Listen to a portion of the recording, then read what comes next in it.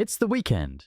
You and your friends head to the beach expecting the full package: food, cold drinks, warm sand, and a bright sky. Then you arrive, and the clouds unload. The rain is heavy enough to erase the horizon. Plans paused, but not cancelled. You can wait. Now imagine it doesn't pass. Not in an hour, not in a day, not in a month. The sky just keeps producing water. Try 1,000 years of grey weather. By then, the beach trip is the least of your problems. But even 1,000 years would be gentle compared to what happened about 234 million years ago, when rainfall patterns shifted so dramatically that Earth stayed unusually wet for nearly 2 million years. That interval is called the Carnian Pluvial episode, a long, strange chapter in the Late Triassic when the planet's climate system flipped. To understand why that matters, picture Earth in the Triassic. Most land is fused into Pangaea, a supercontinent spanning an enormous fraction of the globe.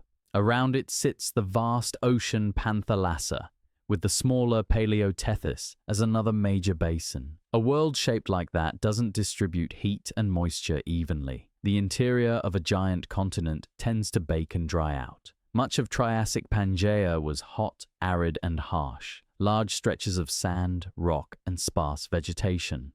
But it wasn't uniformly dry. Seasonal cycles could be extreme, because the land-sea layout powered mega monsoons, monsoonal systems stronger than anything modern Earth produces. Still, the deep interior near the equator was often brutal and barely livable. Heat plus dryness is a hard combo for complex ecosystems, and geography made it worse.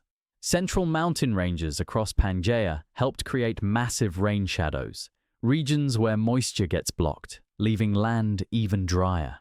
Those mountains also interfered with monsoon patterns, adding volatility to an already unpredictable climate. So the Triassic could feel like a planet of extremes, coastal zones and river corridors supporting life, while huge inland areas remained hostile. Even so, the Carnian stage wasn't quiet for biology. Earth was still recovering from the Permian catastrophe, and recovery periods are when evolution experiments. New groups appear, old ones diversify, and ecosystems reshuffle. And in that environment, something famous begins to show up. This is where the first clear, unmistakable dinosaurs enter the story. One of the best windows into early dinosaur life comes from the Santa Maria Formation in what is now southern Brazil, a landscape of semi-arid plains, patchy forests, and intermittent rivers. If you could walk there, you'd meet dinosaurs that look nothing like later giants. Early dinosaurs were typically small, light, and fast. One example is Styracosaurus, a Herrerasaur-type predator around a couple of meters long, large for its time, but nowhere near later standards. Large back then could mean about the weight of a medium dog, which tells you how early this chapter really is. Then there's Bureolestes, even smaller, sharp-toothed, agile, and two-legged. At first glance, it looks like it should be a classic theropod, but it sits on the sauropodomorph side of the family tree, meaning its lineage eventually leads much later to giant long-necked herbivores. Early dinosaur evolution is full of surprises like that. Bodies that look built for one job while their ancestry points somewhere else. And dinosaurs weren't alone. Alongside them were many close relatives, dinosauromorphs that ran on two legs and could easily be mistaken for weird, upright lizards. Names like Lagosuchus, Marasuchus, and Saltopus represent that crowded pre-dinosaur neighborhood. Meanwhile, the broader Triassic caste was expanding too. Crocodile-line archosaurs, armored herbivores, semi-aquatic hunters, and experimental reptiles in nearly every direction. You see etosaurs, armored, mostly herbivorous land dwellers. You see phytosaurs, croc-shaped predators built for water edges. You see Rauisuchians, large, powerful terrestrial predators.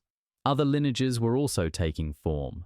Early lepidosaurs, tied to modern lizards and their relatives, and early pterosauromorphs, close to the line that eventually produces true pterosaurs. In the oceans, new groups are assembling too, including strange marine reptiles like placodonts, and squid-like cephalopods such as early belemnites that later become major marine players. So yes, the Carnian world was busy, but the most dramatic part wasn't the animals. It was what was building off stage. Along the western margin of what is now North America, a massive volcanic province erupted, the Wrangellia flood basalts, a type of large igneous province. If there's a pattern in Earth history, it's that giant flood basalt eruptions are rarely harmless. They can change oceans, air, and climate fast. Wrangellia released enormous lava flows and, crucially, huge volumes of greenhouse gases, especially carbon dioxide. The faster and larger the release, the harder the climate system gets pushed. And during this time, temperatures appear to have climbed by roughly 4 to 8 degrees Celsius. Warming doesn't just raise the thermometer, it accelerates the hydrological cycle. More evaporation, more moisture in the air, and more potential for intense precipitation. Some scenarios also involve additional greenhouse forcing, like methane released alongside volcanic activity, which can amplify warming even further. Add it up, and you get a planet that suddenly moves water around with more aggression than before. And that sets the stage for the main event. The Carnian Pluvial episode begins. A long interval marked by dramatically wetter conditions across wide regions. We can't measure the rainfall directly, but the rocks record the consequences.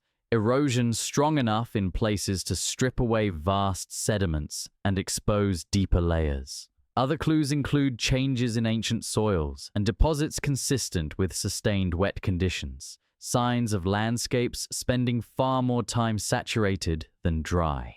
And about the 2 million years of non-stop rain line, it's better to imagine a long, wet era with periods of extreme rainfall happening repeatedly, not a single unbroken downpour. Much of the world shifts from dry to humid. Floodplains expand, marshes spread, inland lakes grow huge, forests and swamps become more common. It's a climate swing big enough to rebuild ecosystems from the ground up. And it's important to note, the change wasn't uniform. Some areas likely remained arid, and some may have even become drier at times, depending on geography and circulation. But in general, Earth moved into a wetter mode for a very long time. Here's the part people miss. Too much rain can be as destructive as too little.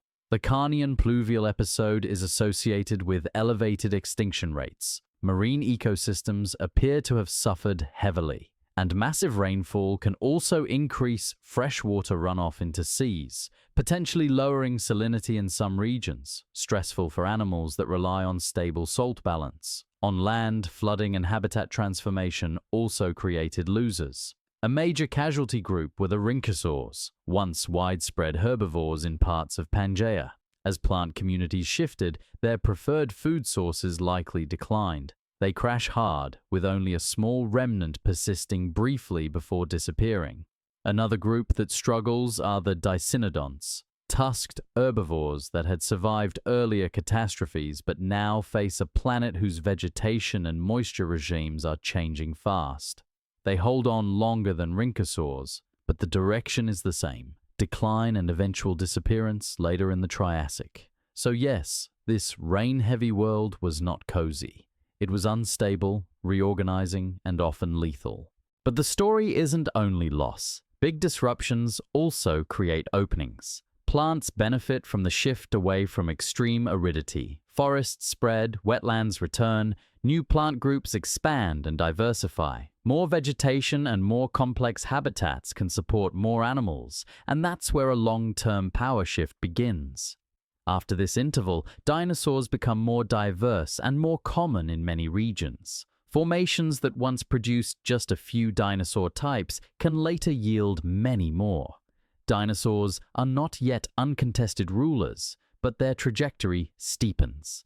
And later, after this wet interval, you begin to see the first truly big dinosaur bodies appear, including large early sauropodomorphs, such as Lesomsaurus in the Norian, pushing into sizes that hint at what's coming in the Jurassic. But dinosaurs weren't the only winners. Other groups make progress too, including early turtles and crocodilomorphs, which continue to diversify through the Triassic. Eventually, the volcanic pulse waned. Greenhouse input slowed. Climate patterns shifted again. Drier conditions returned in many places, and the world moved back toward the hot, arid Triassic baseline. But Earth didn't reset. The ecological reshuffling stuck. New plant communities, new food webs, and new competitive dynamics carried forward.